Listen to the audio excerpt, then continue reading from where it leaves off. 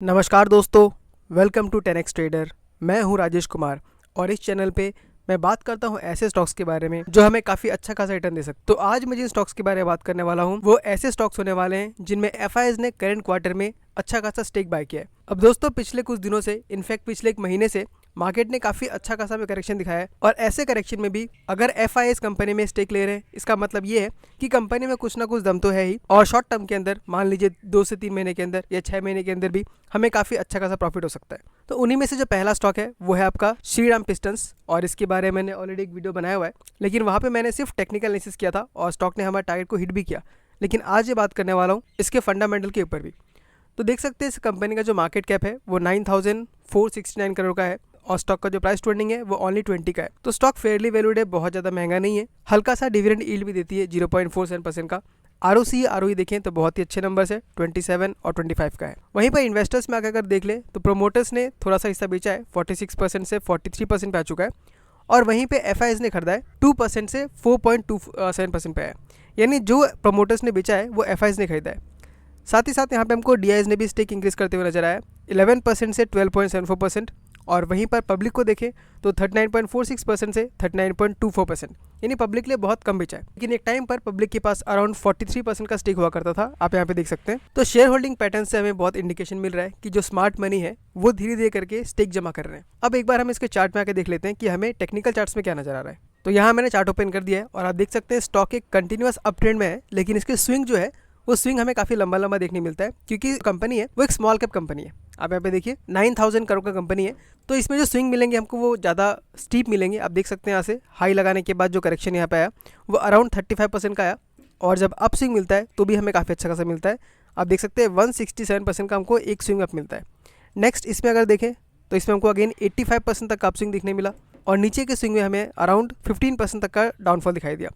फिर यहाँ से अगर देखिए अप स्विंग में हमें मिला 46% तक का रिटर्न और डाउन स्विंग में हमें यहाँ पे 17% तक का रिटर्न मिला। तो स्टॉक ऊपर जाने के बाद फिर से हमको 200 डीएमए के आसपास मिल रहा है और एक बहुत ही अच्छा खासा जोन हो सकता है जहाँ पे हम इसको एक्यूमुलेट कर सकते हैं। और आप देख सकते हैं अप्रैल 2024 से, यानी कम से कम 6-7 महीना हो गया, वहाँ से स्टॉक ने अभी तक कुछ रिटर्न दिया नहीं है, तो इस जगह पे कंसोलिडेट कर रहा है। तो जब भी कंसोलिडेशन से ब्रेकआउट देगा तब स्टॉक वापस अपना अप ट्रेंड स्टार्ट कर सकता है। लेकिन इसमें स्टेक अभी लेना है कि नहीं लेना है उसके बारे में एक बार देख लेते हैं।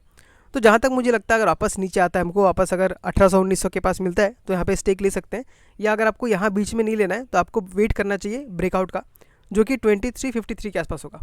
अगर इस प्राइस के ऊपर हमें बड़े वॉल्यूम के साथ ब्रेकआउट मिलता है तब यहाँ पे स्टेक ले सकते हैं अगर आप स्विंग ट्रेडिंग करते हैं। तो वैसे लॉन्ग टर्म के लिए देखा है तो काफ़ी अच्छा है, पर शॉर्ट टर्म के लिए आपको ब्रेकआउट देने के बाद ही इसमें एंट्री करना चाहिए। तो ये था श्री पिस्टन। अब बढ़ते हैं अपने अगले स्टॉक की तरफ जिसका नाम है प्रकाश पाइप। और प्रकाश पाइप कंपनी भी एक स्मॉल कैप कंपनी है, इनफैक्ट एक माइक्रो कैप बोल सकते हैं इसको। ओनली 1361 करोड़ का मार्केट कैप है। स्टॉक का पी देखे तो ओनली 14 का है। डिविडेंड यील्ड बहुत छोटा सा है, 0.32% का, और आरओसी आरओई बहुत ही स्ट्रॉन्ग है, 32% एंड 27%।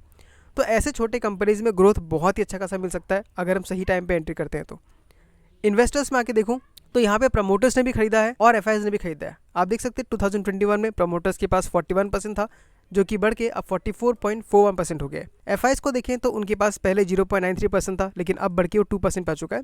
तो उन्होंने पिछले 2 क्वार्टर में अच्छा खासा स्टेक उठाया है। वहीं पब्लिक का देखें तो 57% से घट के 53% पे आ चुका है। हालांकि अभी भी मेजर स्टेक पब्लिक के पास है, लेकिन यहाँ पे आपको एक चीज़ देखना चाहिए कि पब्लिक में जो लोग लेके बैठे हुए हैं वो हमारी तरह आपकी तरह छोटे निवेशक नहीं है, वो बड़े बड़े निवेशक है। जैसे आप देखिए डॉली खन्ना, उनके पास अराउंड 3% का स्टेक है। मुकुल महावीर अग्रवाल, उनके पास 2.51% का स्टेक है।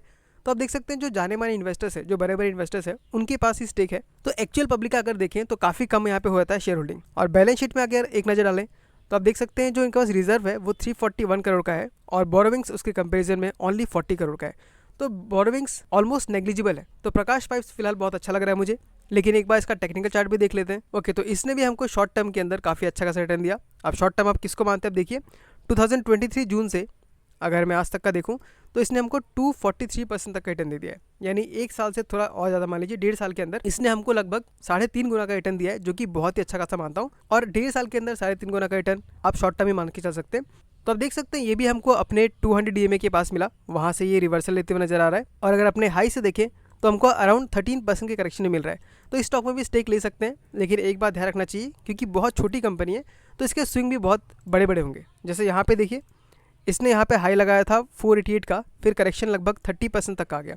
तो अगर आप 20-30% करेक्शन देख सकते हैं तो ही आपको इसमें स्टेक लेना चाहिए, वरना आप इसमें एजुकेशन पर्पज़ के लिए 1-2 स्टॉक लेके इसको ट्रैक कर सकते हैं। प्रकाश पाइप हम लोग का दूसरा स्टॉक था। उसके बाद हम बढ़ते हैं अपने तीसरे स्टॉक की तरफ, जिसका नाम है स्पाइसजेट। अब ये जो स्टॉक है ये काफ़ी रिस्की है, तो इसमें से वही लोग इन्वेस्ट करेंगे जो काफ़ी ज़्यादा रिस्क ले सकते हैं। तो यहाँ पे अगर मैं कंपनी का ओवरव्यू देखूँ, मार्केट कैप हमको 7,893 करोड़ का दिख रहा है।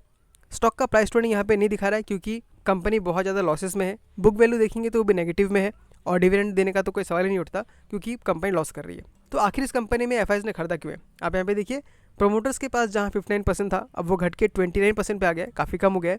वहीं पे एफआईज ने 1% से स्टेक को बढ़ा के 22% किया है, यानी प्रोमोटर्स ने जो बेचा है वो एफआईज ने खरीदा है।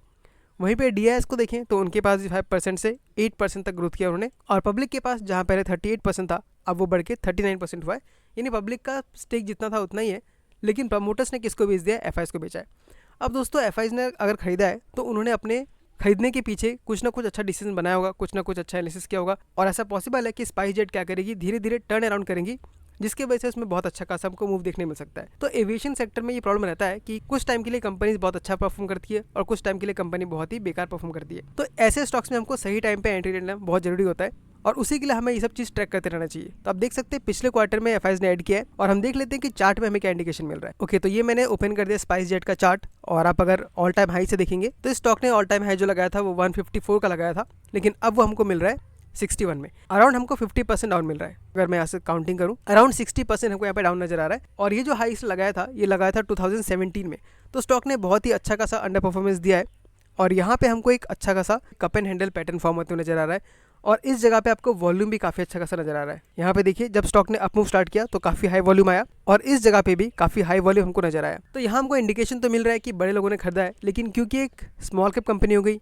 एविएशन सेक्टर की कंपनी है जहाँ ज़्यादातर बहुत लॉसेस होते हैं, तो इस कंपनी को हमको सिर्फ ट्रैक करना है, या इन्वेस्ट करना भी है तो बहुत ही कम इन्वेस्ट करना है, क्योंकि ये सब कंपनी बहुत रिस्की होती है। अगर प्रॉफिट देंगे तो बहुत ज़्यादा देंगे, और लॉस होगा तो हम लोग का सारा कैपिटल भी डूब सकता है। अब यहाँ पे देखिए, अगर मैं टारगेट निकालूँ इसका, तो कप एंड हैंडल के बेसिस पे इसका टारगेट 138 का आता है, जो कि यहाँ से हमको अराउंड 123% तक रिटर्न दे सकता है, यानी हमारे पैसे को डबल कर सकता है। तो ये था स्पाइसजेट। हमने आज जिन भी स्टॉक्स के बारे में बात किया उनमें से सबसे रिस्कीस्ट यही है। तो अगर आपको कोई भी स्टेक लेना है तो अपना एनालिसिस अच्छे से करना है, क्योंकि यहाँ कोई रिकमेंडेशन नहीं दे रहा हूँ, मैं आपको सिर्फ एजुकेशन पर्पज़ के लिए स्टॉक्स फिल्टर करके दे रहा हूँ। आप उसके बाद अपना और रिसर्च कर सकते हैं, और उसके बाद कॉन्फिडेंस आता है तो ही आपको इनमें इन्वेस्ट करना है। तो आई होप आपको ये वीडियो अच्छा लगा होगा। अगर आपको ये वीडियो अच्छा लगा तो इस वीडियो को लाइक कर दीजिए, कमेंट करके बताइए, और हो सके तो चैनल को सब्सक्राइब भी कीजिए, क्योंकि उससे मुझे बहुत मोटिवेशन मिलता है और मैं ऐसे वीडियोस को कंटिन्यूसली बनाते रह पाता हूँ। तो मिलता हूँ आपसे अगले वीडियो में किसी अगले स्टॉक के साथ। तब तक के लिए tata, bye bye, take care.